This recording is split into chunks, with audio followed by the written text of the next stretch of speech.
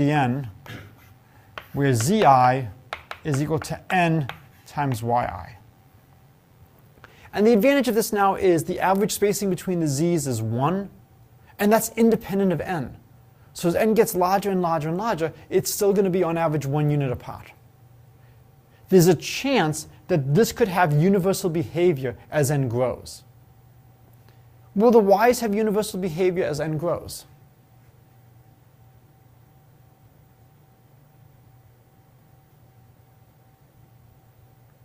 Yes. What will the universal behavior of the y's be? The space between them will tend to be 0. It's not particularly interesting. Right? So I mean, I can completely understand the spacings between the y's. But what I want to do is I want to try to pull out the lower order terms. Of course the spacing between the y's is going to 0. I'm getting things more and more crowded. I've got n things in the unit interval. Average spacing has to become 1 over n. They're becoming equidistributed. So yes, the y's is, okay, it's boring. So what you do is you want to somehow get how quickly is it becoming boring. You want to subtract off what you know. You want to look at the fluctuations. So what are the fluctuations about this limiting behavior? This is one of the most common things we do in mathematics. You subtract off the main term, you renormalize, and then you study again. And so here, an easy way to do this is to multiply by n. And now we have a sequence which on average is 1 unit apart. And the hope is that as n gets very large, this will converge to something nice. So what kind of questions can we ask? The most natural is the questions between y2 minus y1, y3 minus y2. We could also ask not adjacent spaces, but maybe 2 spacings apart. y3 minus y1, y4 minus y2. We could ask maybe a positive percent apart. Maybe I go from y n over 10 plus 1 minus y1, y n over 10 plus 2 minus y2. What do you think is going to happen as the distance between my indices gets larger? What do you think is going to happen to the behavior? It's going to get closer to however many jumps you do times the average. Yeah, it should be smoothing out. And in fact, imagine, whenever you have something like this, go to the ridiculous extreme. What's the most extreme thing I could do? Distance between the endpoints. Distance between the endpoints, or even more extreme, distance between a number and itself, which would wrap all the way around. But let's, it doesn't really matter at this point. If I'm at the endpoint, if I'm 1 past the endpoint, if I'm 1 before, it's all about the same. The gap between them is going to be essentially n. So if I go to a ridiculous extreme like that, I now have gaps between them that are growing. And for something like that, I'd really want to be studying things on the y's, not on the z's. And so I would expect, if I'm looking at a positive percent of n apart, I would expect that everything is going to wash away with the y's. And I'll see very nice behavior. Okay? So these are some of the questions you can ask. The more gaps, the more indices you jump, the smoother the behavior is going to be. And that makes sense because you've got more that you've averaged over. Okay? All right. So let's look at just the behavior of the adjacent spacings. Okay? One way to attack this problem is to try to write down a probability density for the y's. Now again, the question is, how are we generating the y's? How have we been doing things before? So far, how have we generated our sequence? Take a rational number, and then I'm trying to use this in every class today. Right? And slash it, right? Okay, yes? Well, for those of you at home, sorry. All right, so we slash our number, right? We chop off the integer part, right? So we take alpha, fixed, irrational, and look at n alpha mod 1. This is xn. This is very structured. The structure is both good and bad. So what we're going to do now is we're going to try to model by choosing endpoints uniformly at random in 0, 1. This is very different than what we were doing before. Okay, now we're choosing endpoints uniformly at random. What do we know about n alpha mod 1, if alpha is irrational? Those are uniformly distributed. It's uniformly distributed, it's equidistributed in the interval 0, 1. So if I'm choosing endpoints at random, those points should be uniformly chosen. Otherwise, that has no chance of being a good model for this. It might be a good model locally for what's going on, but it would not be a good model globally. Okay, now over here we're choosing the points uniformly at random, and I'm going to choose them independently. Choose independently. Over here, are we choosing our points independently? If you know xn, do you know xn plus 1? Yes. Yes! It's completely structured. You just move over alpha mod 1. If you break 1, wrap around. Keep going. So this is highly structured. The hope is that this would be a good model. There are some potential issues with this. But this is of interest in its own right. There's a lot of processes like this. And the question is, what can we say about the distributions? Okay, so the goal is to study yk plus 1 minus yk. All right? Do you think this depends on k? Do you think the distribution of the first gap between y2 and y1 is different than the distribution of the 8th gap between, say, y9 and y8? Or between the gap from y17 to y16? Or do you think, by symmetry, they're all the same? So remember, we're looking at the interval 0, 1. If you want, maybe it's better to view it as a wrapped interval. And here's 0, here's 1. And so maybe x1 was here, x2, x3, x4, x5, x6. So when I relabel, this becomes y1, y2, y3, y4, y5, y6. There's a huge degree of symmetry on this circle. Do I have to choose this point to be my starting point? No. If I choose this to be my starting point, the distribution of all the numbers is still going to be the same. So the idea is that once you choose where y1 is, the distribution of the remaining points is independent of where you've chosen things. This is the nice thing about having a uniform distribution. So I really expect the distribution of y2 minus y1 to be the same as y3 minus y2 to be the same as y4 minus y3. Let's be very clear on what that means. It does not mean I expect this difference to equal this difference. I don't expect all the differences to be the same. But I expect if I were to do this many, many times, what I would see for the distribution, how often this has a given value, I would expect to see about the same time this equaling 1/2 as this equaling 1/2. Okay? That's what we're going to try to analyze. Okay. Before we do this, I wanted to do one fun aside. So I had just mentioned the fraction 1/2. It's very natural to talk about y2 minus y1 being a half. Why is that a natural thing to discuss? It's the maximum distance possible between 2 points in the wrapped unit. Nope. Or Because I'm going from y1 to y2. It could be as large as 1. I could go almost all the way around. but on a wrapped unit, isn't distance? Not if I choose which one is first. Okay. I've chosen which one is first, and then I'm going in that direction.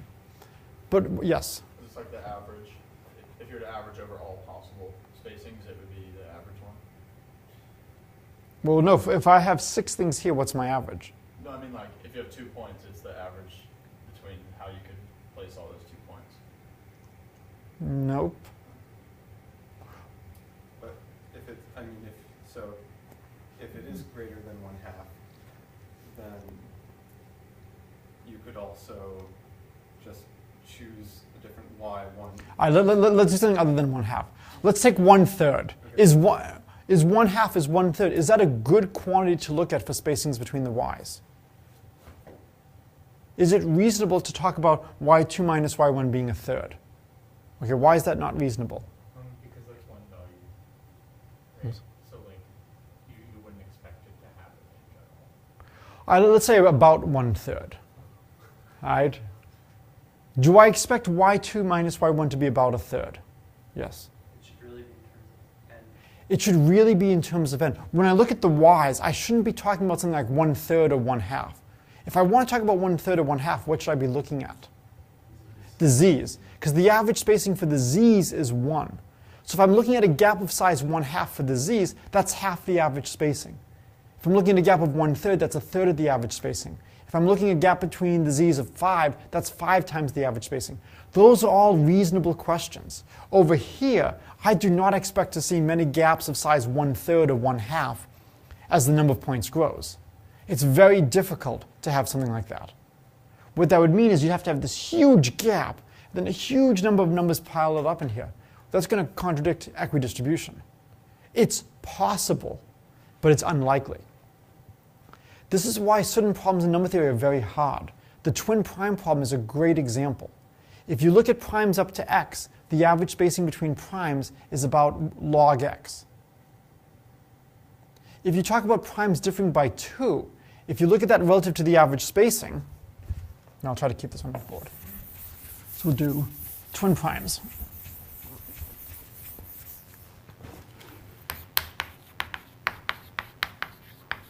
So if you look at primes p less than or equal to x, the average gap is approximately log x.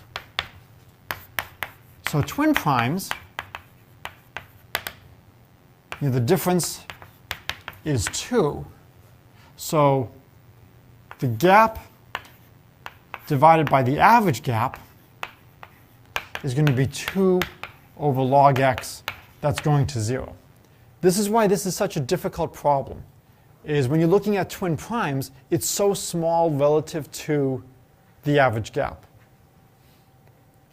It was only in the past year or so that we finally proved that there are infinitely many primes a bounded gap apart. The original value was a little bit less than 100 million. It's now been whittled down to somewhere on the order of 100 to 1,000. Okay? Monumental work to do this. Okay? And so it's nice to see some connections between what we're doing and current lines of research. This is so difficult because this ratio is going to 0. We don't expect there to be many events like this. That's what makes it so hard to discover such examples. As a nice aside, how many of you have heard of the Intel Pentium bug? Right. I would have been upset if at least one computer scientist had not heard of this. So this is one of the few things my wife and I both teach, but with different views. So the Intel Pentium bug is one of the greatest whoopsies, I think, in history. So Intel had created a new chip. They used to call their processors, I think, the 286, the 386, the 486. Then they decided to have a marketing campaign that the most important part of your computer was the processor. If Intel makes processors and they're starting a marketing campaign, they're going to say it's the processor that matters. And their processor had problems with division. Most of the time it would divide correctly, but occasionally it would give you a number that was a little bit off in the 9th decimal place. You'd have to do like 1 million or 1 billion divisions to have something like this show up. How many people are going to be doing 1 million or 1 billion divisions and need the answers to 9 places? It just wasn't worth fixing. Well, one of the places where people were doing this was looking at the twin prime constant. So if you sum over all p, p and p plus 2 are prime. I forget how you define the twin prime constant. If you sum it over just the lower of the prime, or if you sum it over both, doesn't really matter. Nicely was trying to calculate this. And the answer he was getting on his new Pentium did not match the answer he got on his 486. And so this then became a huge issue for Intel. Intel's competitors agreed with Intel that the most important part of the computer was the processor, and ours can divide correctly. Now, for all practical purposes, the Intel Pentium chip was fine. The number of people who would have had anything noticeably off by something like this was essentially 0. But some pure mathematicians, we can always cause trouble. And this is a great application. So if you ever have to say, why should you care about pure number theory? It's a great way to keep some of the computer scientists honest and just test what's going on. And so Intel had to do a massive recall. And they said, anybody who needs a new chip, we will get you a new chip. And so, of course, what do you think happens? Then we got the Intel chip. I'm sorry? Then we got the Intel chip. Well, a lot of people said, screw it, it's not worth it. But a lot of people said, yes, I absolutely need to have a chip that divides correctly if I have 1 billion divisions to 9 decimal places. When I'm doing my taxes, I need this level of accuracy. When I'm doing my spreadsheet calculations, And so, for all practical purposes, it's not important, right? But people feel the need. Similar as the need for people to upgrade. You need this new version that has these 3 new bells that you will never use, but they have to have the most state-of-the-art.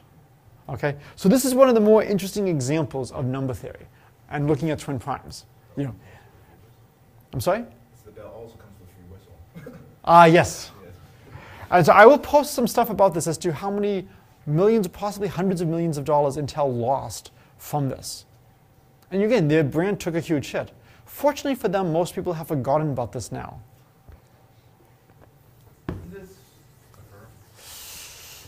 Do you remember when this happened? Was it the 80s? I don't know. I would guess maybe like around 1986. That sounds really possible. I mean, it's got to be a long time ago.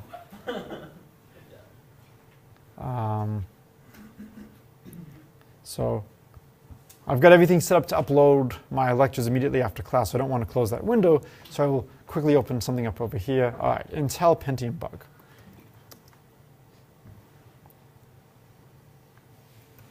Anybody else want to guess? I'll go with 1986. I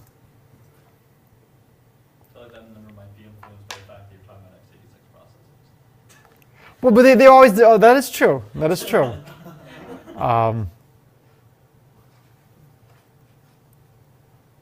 No, 1994. Okay, it was much later. Well, I mean, if you think about it in terms of computers, going from 86 to 94, that's a long time. Relative to how old I am, that's not that big. But for computers, that's a lot. All right, so we want to study the spacings between the z's. All right. It's equivalent to studying the spacings between the y's. We have our numbers uniformly chosen, and we want to figure out how to get a handle on these calculations. All right. So the question becomes, what's the right scale? I will start by looking at the y's. Let's study gaps between the y's. So if I want to, I can look at y2 minus y1. How far apart do I expect them to be? 1 over n. So what I'm going to do is I'm going to ask, how often is this in the interval t over n, t plus delta t over n? And delta t is going to be really small. I'm going to try to get my probability density for what is the probability of a gap of size t relative to the average spacing. Equivalently, this is talking about z2 minus z1 being between t and delta t. Okay? Now, the important thing to note is this should be independent of the index. If I look at y2 minus y1, I should get the same thing as y3 minus y2, the same thing as y12 minus y11. It's the same probability. So if you want, here, let's say here's 0 and 1, here's x1, and I want to look at the number that comes next to it. And the number that comes next to it, let's call that xn. How many choices of index do I have? So I've got x1, x2, dot, dot, dot. I have big N minus 1. And the right way to write this is I have big N minus 1, choose 1, choices of index. Is this a fancy highfalutin way of writing N minus 1? Yes. Why would I write it as n minus 1 choose 1? So you can generalize it if you've already selected. So I can generalize it. So when I want to look maybe at things where the index differs by 2 or 3 or 4, I would then have to have a certain number of things coming in first and then something.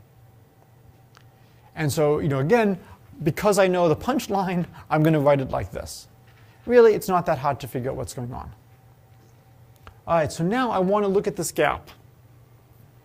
I have n minus 1 choose 1 ways of choosing my next index. Okay. And I'll just write it as n minus 1. What's the probability my next index is between t over n and t plus delta t over n, given that I'm choosing things uniformly on the interval 0, 1?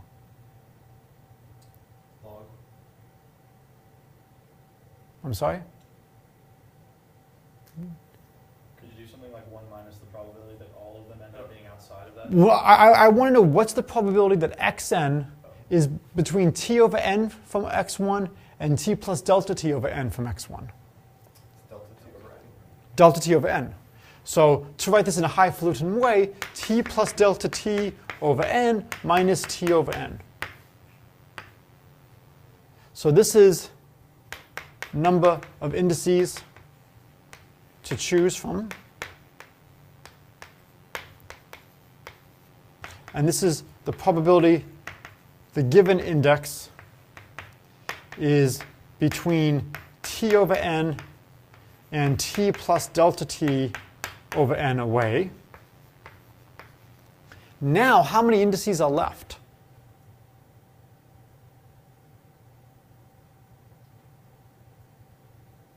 So how many indices are remaining? N minus 2. And where do I have to put them? So let's say here's t over n, here's t plus delta t over n. So xn has fallen in that interval. Where do I have to put everything else?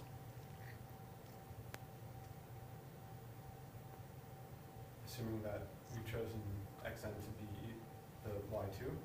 Yes. Then that all has to be between xn and x1.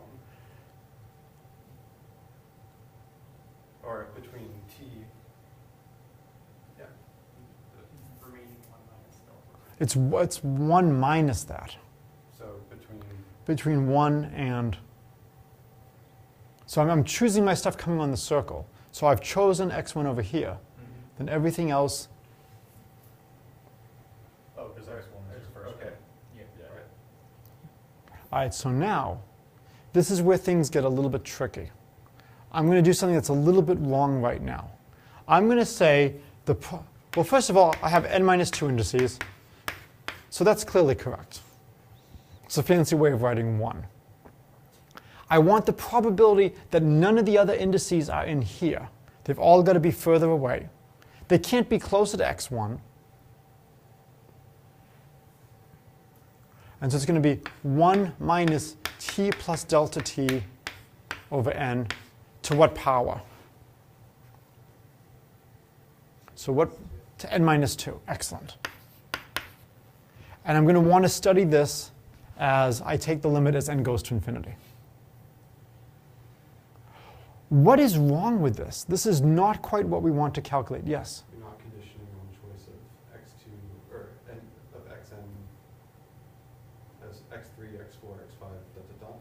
You're close. So what's the small issue I'm making? That interval is getting smaller, the one that you're raising to the n minus 2 power. That's fine. It's getting smaller. So I want my next value to be between t over n and t plus delta t over n. And then I'm saying everything else has to be in through here. Well, where's your here starting? Is it starting at My here is starting at t plus delta t over n, not at xn. So you need to start, so you would need to include that space. I would need to include this small little space over here. That's where I'm suddenly wrong. What if I have 17 choices of indices that lie in through here? That's fine. Whichever is the first one in there will be the next one. How likely is it that I'm going to have even one thing in here? Not too likely. It's going to be proportional to delta t. To have two things in there is going to be proportional, well, actually, it'll be like proportional to like delta t squared. You've got to also think about the powers of n with it as well. But it's going to be extremely unlikely. I have n objects. I will have an interval of size delta t over n. So maybe n times delta t over n is delta t. So probably the probability that one element is in here is going to be on the order of delta t. To have two things in there, it seems like it's going to be very hard to do. There should be at least a delta t squared. Maybe a delta t squared over n, I'm not sure. Doesn't really matter. The delta t squared is already enough to cause trouble. To have three things in there, we're talking about delta t cubed. So we could deal with all those higher order terms, including having n over 2 of them in here. Okay? It's extremely unlikely that we're going to have a positive percent of the indices all having a party here. Maybe this is one of those Ramsey theory talks we've heard so many times this semester in senior colloquia, and they're just all friends and they want to be close to each other and in the same very small subinterval. But is it likely? No. But you have to carefully go through the calculation. And so you would have to show that having more things in there, the probability is going to be really small. What we could do is we could actually integrate over xn. We could have xn start at t over n and then move to t plus delta t over n. So if we were to do something like that, you might get something that would look like this. So now we would have n minus 1 delta t over n. Then the integral xn goes from t over n to t plus delta t over n. And now, for each one of them, you only have to be xn or further. So it would then be 1 minus xn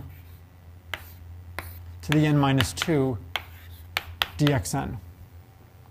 And we would need to approximate this integral. Well, if you look at the integrand, how much does the integrand change going from t over n to t plus delta t over n? You would want to say, come on, it's approximately 1 minus t over n to the n minus 2 times the length of the interval, which would be delta t over n.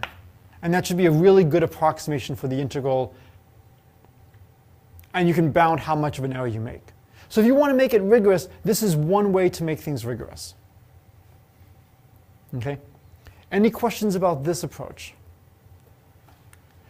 The next thing is to try to figure out what is 1 minus delta t over n to the n minus 2. Like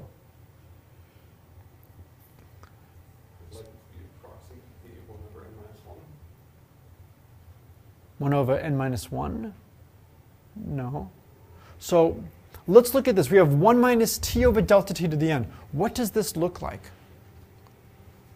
I've got it to the n minus 2. Does the negative 2 really matter? This is so close to 1 that having 2 more terms is insignificant. Okay, so then we can use that, the bound on the difference of the bound on a difference raised to the n power.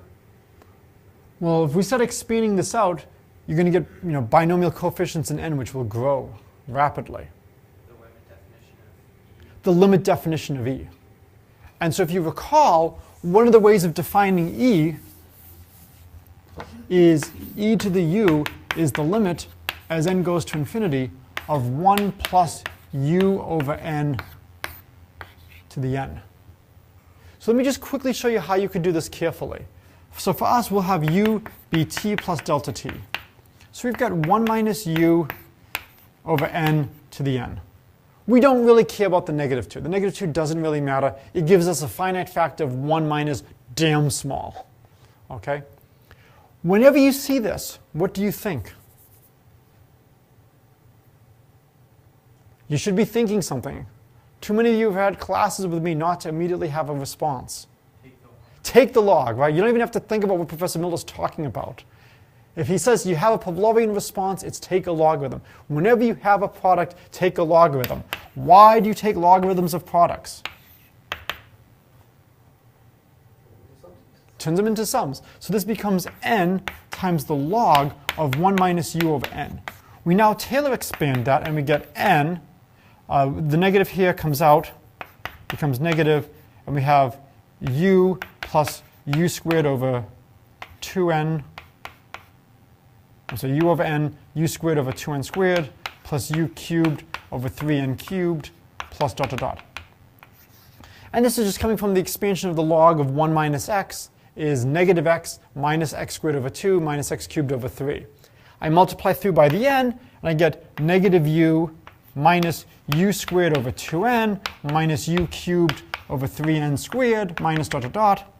Well, if that was the logarithm, if I then just exponentiate, I get 1 minus u over n to the n is approximately e to the negative u, e to the negative u squared over 2n, e to the negative u cubed over 3n squared, dot, dot, dot, dot, dot. There's the e to the minus u. Now we have, unfortunately, infinitely many terms in the product. So what you would do is you do not want to exponentiate yet. You want to bound how big of a contribution is this. Well, this is a sum. I can bound that with a geometric series. If I just drop all the 2's, 3's, and 4's, it's a geometric series. So it's a really nice exercise. Bound the contribution. It's clearly going to be at least 0, and at most what you would get if you drop all the numbers there. So you can bound exactly what that exponential factor is. And this gives you the convergence. All right, so this is a good place to stop. So we will do another proof of Poissonian behavior on Friday. And then I think that's going to be a good place to stop for chapter 12. I will allow you to send me emails as to, do you want to go to the circle method next and talk about things like gold box problems, sums of primes, or do you want to go backwards and do general L functions? You can do either order, one motivates the other.